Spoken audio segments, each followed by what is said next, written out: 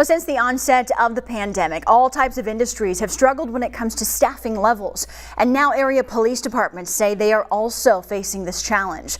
Local 5's Mary Sugden joins us from the newsroom with how the shortage is impacting metro departments. Yes, Samantha, what I heard from multiple departments is that hiring has never been more difficult for this profession.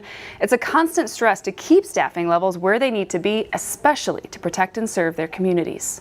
We're currently down about 20% of our staffing. For Ames Police, the recent juggling act has been learning how to do more with less. Clearly there's been an increase in violent crime, not only in our city, but across the state, across the country. Which means more work is being placed on current officers' plates, and finding reinforcements is easier said than done. Maybe 20 years ago when I started, we might have 250 applicants for maybe one or two positions. And what we're seeing now is that we might have 5 positions like we have right now. In this last recruitment, we only had 14 applications. But Ames isn't the only police department caught in this balancing act. The Des Moines Police Department says its current staffing levels are pretty good, with its largest academy class ever of 31 recruits. But it's difficult to predict what vacancies it'll face. You can plan for regular service retirements.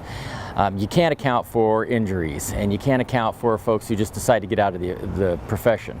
So predicting how many we need going into the future is kind of difficult. Regardless of what the future brings, the department says it would still like to see an increase of boots on the ground. One of the challenges that we have is that our city has grown significantly over the past few decades, but our authorized strength hasn't. So while we're at our authorized strength, it still could be a little bit higher to serve the community the way we want to serve the community. So what are these departments doing to curb this? Ames says lateral transfers have been helpful, essentially hiring officers from other departments and letting their years transfer with them. Now, Des Moines says recruiting in ways that it hasn't before, things like using avenues like social media to reach candidates, has also proved beneficial. In the newsroom, Mary Sugden, Local 5 News, we are Iowa.